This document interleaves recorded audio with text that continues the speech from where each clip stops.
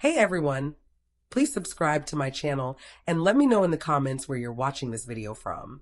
I was tinkering in the garage when it all went down. The air was heavy with the scent of motor oil, rust, and a sting of shame. My sister, Leia, lounged against the wall, twisting a strand of hair around her finger, acting like she didn't see her boyfriend, Mason, shooting me that cocky smirk. He was the kind of guy who believed every woman in the room was there to stroke his ego, and my parents ate it up. I was just trying to fix the rickety shelf Dad had nagged me about, keeping to myself, when Mason tossed out one of his quips. "You'd be cuter if you flashed a smile," he said, sipping his soda like he ruled the place. I didn't even glance up. "You'd seem wiser if you kept quiet," I shot back. Leia gasped like I'd insulted royalty. "Don't you dare speak to him like that," she snapped. Dad's voice thundered from the kitchen. "What's going on out there?" Before I could respond, Mason let out a fake chuckle, the kind meant to stir trouble. "Your daughter's got quite the mouth, Mr. Holloway. Must be a family trait." Dad stormed in, wiping his hands on a grimy rag, his eyes locking onto me, not Mason. "What did you say?" he demanded. "I told him to stop talking," I said evenly, though my heart was racing. He stepped closer, a spark of anger flashing in his eyes.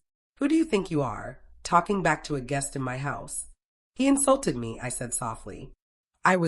Before I could finish, he slammed the wrench from the workbench onto the floor, the metallic clang ringing through the garage like a gunshot. "You've always got something to say, don't you?" I stepped back slightly. "Dad, I didn't." He grabbed the wrench again and flung it across the room. It crashed into the metal shelf beside me, missing my shoulder by a hair. The sound shook me to my core. Leia flinched but stayed quiet. Mason snickered under his breath. "Looks like someone needs a lesson in manners." Something inside me snapped. Dad's face was flushed with rage. "You just can't keep quiet, can you?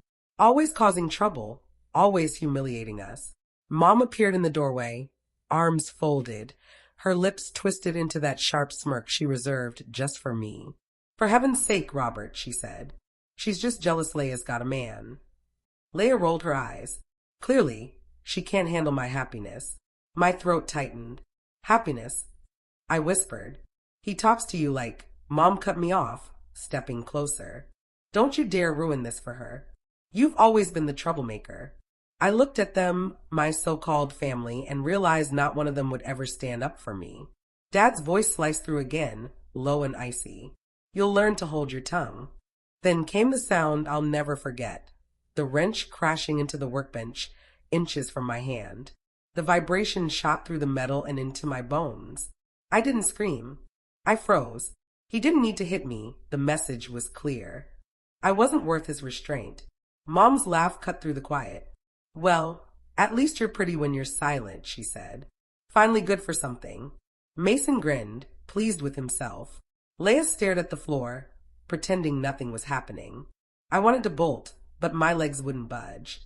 I wanted to yell, but my voice was gone. Dad turned away, tossing the wrench onto the table. "Clean this up," he said. "And next time, watch who you're talking to." They left one by one, leaving me in the dim, flickering light, surrounded by scattered tools and the echo of their laughter. The tears came later, quietly, not from pain but from clarity. They didn't care if I was right or wrong, only if I obeyed. That night, I sat in my room, staring at my reflection in the mirror. Grease smudged my cheek, dust clung to my clothes, and a burning silence roared inside me. I'd been their punching bag, their scapegoat, their proof of superiority for years. But something shifted that night. I looked at my tired, disappointed face, still mine, and whispered, "You're not their failure. You're their reckoning." For the first time, I believed it. That was the last night I let them define what silence meant. Because the next time they heard it, it wouldn't be submission. It would be the calm before the storm. I didn't sleep. Every time I closed my eyes, I saw the wrench, heard the laughter, felt the fire in my chest that wouldn't fade. By morning, my pillow was cold, my mind ablaze. At breakfast, no one acknowledged me. Leia sat in her silk robe, humming, scrolling her phone like nothing had happened. Mason was there, feet propped on a chair, sipping coffee from Dad's favorite mug like he owned the house. Dad strolled in, wearing his mechanic's uniform, whistling like a man proud of his dominance. "Morning," he said to everyone but me. Mom trailed behind, her smile as cold as ever. When I reached for a plate, Dad snapped, "Eating my food now." "Didn't you get enough attention last night?" Leia giggled. Mason smirked. "I'm just having breakfast," I said quietly. "Not in this house with that attitude," he barked, pointing to the door. "You don't pay for anything here, so keep your head down and your mouth shut." I stood there, plate in hand, hands trembling but voice steady. "Then maybe I don't belong here at all." The room fell silent for a moment. Mom's eyebrows arched. Dad laughed, a real laugh. "You," he said. "You'd fall apart in a week. Where would you even go?" Leia added, her tone sugary but venomous. "Maybe a library. Books don't argue." Mom smirked. "Don't bother. She'll crawl back in a day. Always does." I set the plate down, wiped my hands on a towel, and walked out without a word. Outside, the air felt heavy but fresh.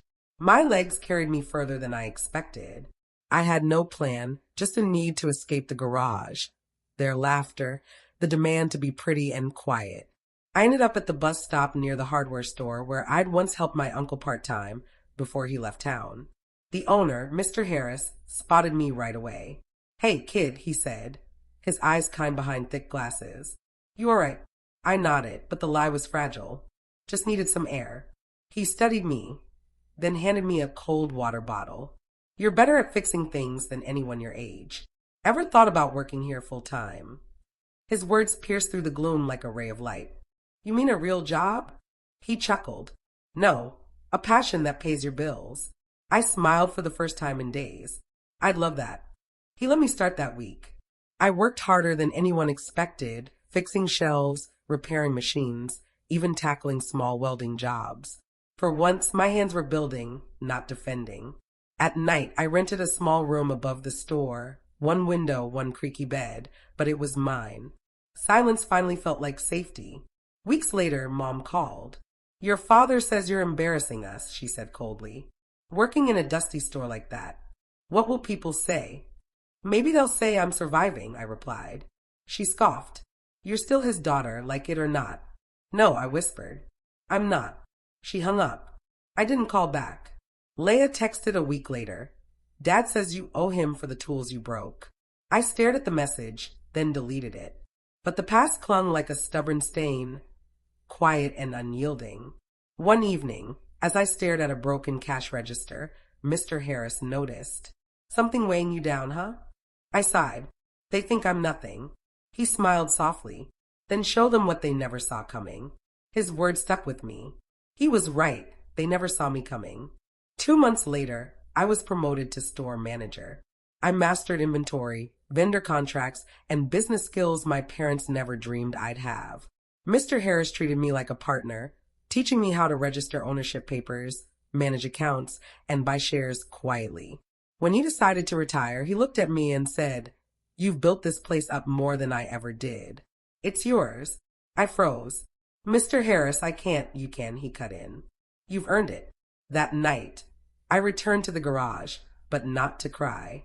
I had a message to deliver. Dad, Mom, and Leia were in the living room, laughing at something Mason said. The moment I walked in, the laughter died. "Look who's back," Mom sneered. "Here to beg for money?" I smiled faintly. "No, I came to return something." Dad folded his arms. "What's that supposed to mean?" I set a set of old mechanic tools, the ones I'd used to fix his junk, gently on the table. "You said I'd never amount to anything. These tools prove otherwise." He glanced down, confused. "What's this nonsense?" "I bought the store," I said simply. "The one you called beneath you." Leia blinked. "You what?" I turned toward the door. "Come by sometime. I sell wrenches now, the kind you break when you lose control." Mom's lips parted, but no words came. Dad's face reddened, and for the first time, he had no comeback. As I left, I heard him mutter, "Ungrateful girl," but his voice cracked. In that silence, I knew he felt what it was like to lose control. Because I hadn't just walked away, I'd taken his pride. 3 months later, the store was my world. Shelves organized, counters shining, a bell chiming with every customer. People trusted me, sought my advice, brought me repairs others wouldn't touch. I'd built something solid, quiet, and mine. Then one afternoon, I saw Dad's truck pull up. The engine's rumble still twisted my stomach, but not from fear, just memory. He stepped out, slower than I recalled. Shoulders slumped, face etched with more than age. Mom followed, clutching her purse like a lifeline. They looked out of place, two people who once controlled my life now standing uncertainly at the door of the world I'd built. When I opened the door, Dad's voice wavered. "You've done well." I waited. He cleared his throat. "The factory's cutting back. They froze part of my pension. The car needs work. Your sister can't help right now." There it was, his pride masked as desperation. Mom's lips twitched, wanting to sneer but lacking the strength. "We thought you might lend us a little, just for now." I almost laughed at the irony. I gestured to the shelves. "You said this place was beneath you. Now you're standing here asking for help." Dad shifted uncomfortably. "We didn't mean you meant every word," I cut in, voice steady. "You meant it when you called me worthless. You meant it when you threw a wrench like I wasn't human. You meant it when you let them laugh." Mom's voice broke. "We were angry." "No," I said sharply. "You were cruel." The silence was heavy as iron. Customers glanced over but stayed quiet. I didn't lower my voice. I didn't need to. Dad muttered, "We're still your parents." I met his gaze. "And I was still your daughter when you humiliated me in front of strangers. That didn't stop you." For a long moment, no one moved. Then I walked to the counter and picked up a wrench, the same model he'd thrown. I set it between us. "Here," I said softly, "on the house. Maybe you'll learn what it's like to build instead of destroy." He stared at it like it burned. Mom reached for his arm, but he didn't budge. I turned away, ringing up a customer like they weren't there. "Good luck," I said quietly. "You'll need it." When they left, I watched through the window. Dad paused by the truck, staring at the wrench. For the first time, I saw something in his face, not anger, not pride, but guilt. But I didn't need it. I didn't need his regret, his approval, or his apology. He'd already given me something greater, the blueprint of everything I'd never be. That night, after closing, I stood behind the counter, running my fingers over the wood I'd sanded myself. I thought of everything they'd tried to shatter, my voice, my confidence, my worth, and realized I'd rebuilt them stronger, piece by piece, like the shelves around me. They wanted me silent. I became unbreakable. They wanted me small. I became a cornerstone. They wanted me gone. I built a world they'd never touch. And when silence filled the shop, it wasn't fear anymore. It was freedom. Please subscribe to my channel and let me know in the comments where you're watching this video from.